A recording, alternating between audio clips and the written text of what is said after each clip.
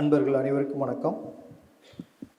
நமக்கெல்லாம் தாயாகவும் தந்தையாகவும் சர்க்குருவாகவும் சொற்குருவாகவும் இருந்து நம்மை வழிநடத்தி காத்து அருள் புரியும் நமது ஓங்கார் கோயில் கடவுள் தவத்திரு திருமுருக ஆறுமுக அரங்கமகா தேசிக சுவாமிகள் அவருடைய நல்லாசியோடும் கலியுகத்தை மாற்றி ஞான யுகம் படைக்கவும் கலியுக மக்கள் படக்கூடிய துன்பங்களை எல்லாம் துடைக்கவும் தானே அவதாரமாகி ஓங்காரக்குடியில் அமைத்து இன்றும் நமக்கெல்லாம் ஓங்காரக்குடியில் ஆசானாக ஆறுமுக அரங்கமகா தேசிக சுவாமிகளாக நல்லாசி வழங்கி வரும் எல்லாம் வல்ல பரம்பொருள் அழைத்த அக்கணமே அஞ்சேல் என்று அருளக்கூடிய அருட்பெரும் ஜோதி ஆண்டவர் மகான் சுப்பிரமணியருடைய நல்லாசியோடும் சித்தர்கள் சிறப்பு பூஜையானது மகான் அகத்தியர் சந்நிதியிலே பிரதி வியாழந்தோறும் சிறப்பாக நடைபெற்று கொண்டிருக்கின்றது.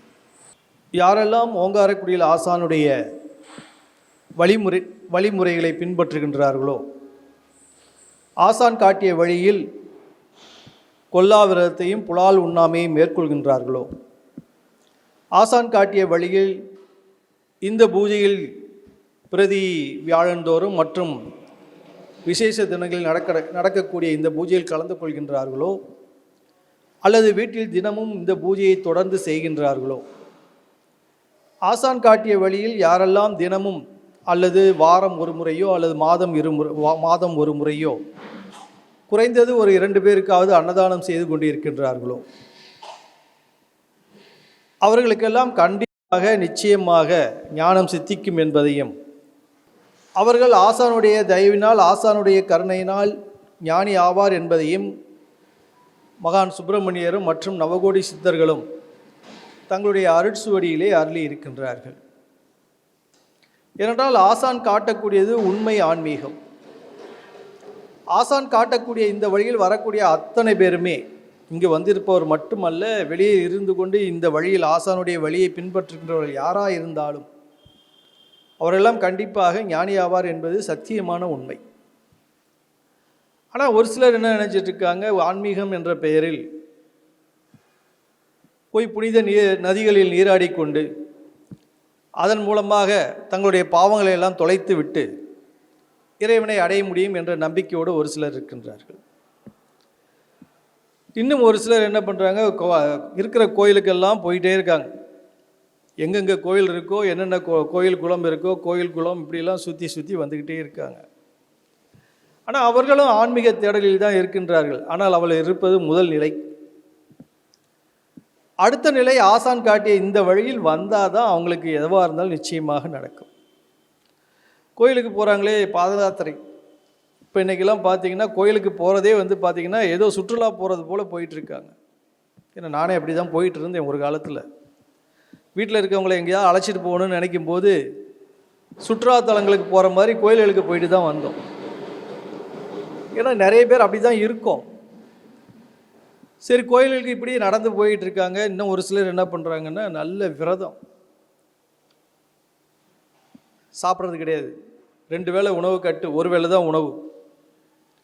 அது ஒரு நாள்னா பரவாயில்ல, 2 நாள்னா பரவாயில்ல, தொடர்ந்து இப்படியே பல விரதங்கள், நல்ல கொடிய விரதங்கள் மேற்கொண்டு இருக்காங்க. அந்த விரதமும் பார்த்தீங்கன்னா ஒரு 48 நாள் கணக்கு வச்சுக்கிட்டு அந்த 48 நாள் மட்டும் சுத்தமாக இருந்தால் போகிறோன்னு நினைக்கிறாங்க. ஆனால் எல்லா நாட்களும் அந்த புலால் மறுத்தலை கைகொண்டு கொல்லா விரதத்தை மேற்கொண்டு இருப்பார்களானால் அவர்களுக்கும் ஞானம் சித்திக்கும் என்பது உண்மை.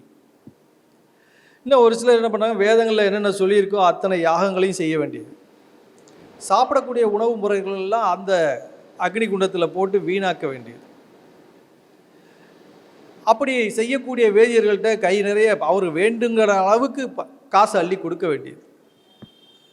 இப்படியெல்லாம் செஞ்சுக்கிட்டு அவர்கள் சொல்லுவாங்க, ஒரு சிலர் சொல்லுவாங்க, போய் பசுவை பூஜை பண்ணு, அதுக்கு தீனி கொடுன்னு கூட சொல்ல மாட்டாங்க, பசுவை பூஜை பண்ணு, அதனுடைய கோமியத்தை கொடி, இப்படியெல்லாம் டைரக்ஷன் சொல்லிக்கிட்டே இருக்காங்க. இதெல்லாம் உண்மையான ஆன்மீகம் என்ற ஒரு நம்பிக்கையில் இன்னும் பல பேர் இப்படி தான் அலைந்து கொண்டு இருக்கின்றார்கள். ஆனால் அவர்கள் கேட்டது, அவர்கள் நினைத்தது நடக்குமா என்றால் கண்டிப்பாக நடக்காது. குறைந்தபட்சம் ஒருவருக்காவது அன்னதானம் செய்யாமல் போயிட்டாருன்னா அவர் எதை செஞ்சாலும் பிரயோஜனம் இல்லை. எத்தனை கோயில்கள் சுற்றினாலும் பரவாயில்லை, பிரயோஜனம் இல்லை. எந்த நதியில் குளித்தாலும் பிரயோஜனம் இல்லை, என்ன வேலை செய்தாலும் பிரயோஜனம் இல்லை. மனம் இறங்கி கஷ்டப்படக்கூடிய ஒரு நபருக்கு ஒரு அன்னதானம் செய்யாமல் போவானால் இவர்கள் எந்த வேலை செய்தாலும் பிரயோஜனம் இல்லை. வள்ளல் பெருமானார் சொல்கிறாங்க, கங்கையிலே காவிரியிலே 100 முறை மூழ்கி கணக்கற்ற திருக்கோயில் கால்தேயை சுற்றி வெங்கொடிய பல நோன்பு ஏற்றுடலை வருத்தி வேதங்கள் கூறுகின்ற யாகமெல்லாம் செய்து பங்கமில்லா வேதியர்க்கை பணம் அள்ளி தந்து பசுவதனை பூஜித்து அதன் கழிவை உண்டு தங்கள் உயிர் மோட்சத்தை அடைவதற்கே முயலும் தயவு இல்லார் சத்தியமாய் முக்தியதை அடையார்.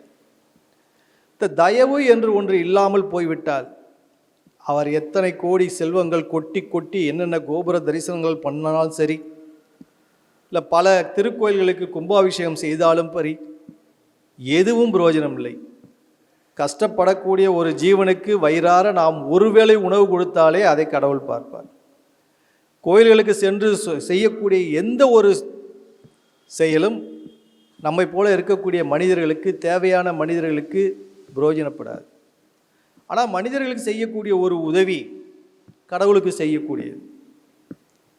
திருமூலர் அழகாக சொல்லுவாங்க, படமாடக் கோவில் பகவத் கொண்டியில் நடமாடற் கோவில் நம்பர்க்கது ஆகா, நடமாடக் கோவில் நம்பர்கொன்றியில் படமாடற் கோவில் பகவத் கதாமே.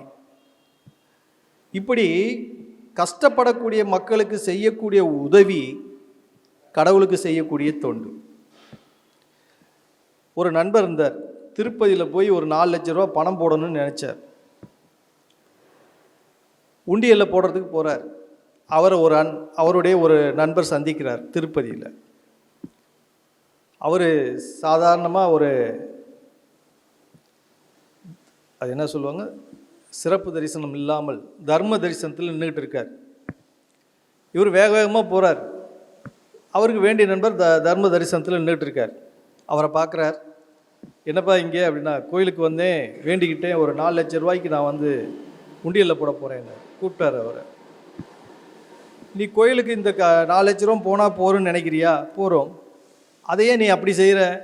தர்ம தரிசனத்தில் நின்னக்கூடிய ஒரு 100-200 பேரை கூப்பிட்டார். அத்தனை பேர்த்துக்கும் சிறப்பு தரிசனம் வாங்கி கொடுத்தார் அந்த காசில். இப்போ கோயிலுக்கு போகக்கூடிய அந்த 4 லட்சமும் போயிடுச்சு. அந்த மனிதர்களும் பார்த்தா சீக்கிரமாக தரிசனம் பண்ணக்கூடிய ஒரு சூழ்நிலையும் ஏற்பட்டு போயிடுச்சு. கண்டிப்பாக மனிதர்களுக்கு செய்யக்கூடிய உதவியே சிவனுக்கு செய்யக்கூடிய உதவி. நாம் கடவுளுக்கு செய்வதாக நினைத்து கொண்டு பொருளை வீணாக்கி கொண்டு விரயம் செய்து கொண்டும் இருக்கின்ற மக்களை பார்த்து சொல்கின்றேன், கஷ்டப்படக்கூடிய மக்களுக்கு செய்வதன் மூலமாக கண்டிப்பாக இறைவன் அருளை பெற முடியும். இதை தான் நம்மளுடைய ஓங்காரக்குடியில் ஆசான் அவர்கள் நமக்கு ரொம்ப எளிமையாக 3 விஷயத்தோடு முடிச்சிட்டாங்க. இதை கண்டிப்பாக கடைபிடிக்கக்கூடிய அத்தனை பேருமே ஞானி ஆவார்கள். அத்தனை பேருமே இந்த உலக பெருமாற்றத்தில் பங்கு கொள்வார்கள். அத்தனை பேருமே ஆசானுடைய அருளையும் முருகப்பெருமானுடைய பேரருளையும் பெறுவார்கள். இத்தகைய முருகப்பெருமானின் நாமத்தை சொல்ல சொல்ல, அவருடைய அவதாரமாக விளங்கக்கூடிய ஓங்காரக்குடியில் ஆசானுடைய நாமத்தை சொல்ல சொல்ல அவர்களுக்கு இந்த சூழ்நிலை வாய்க்கும்.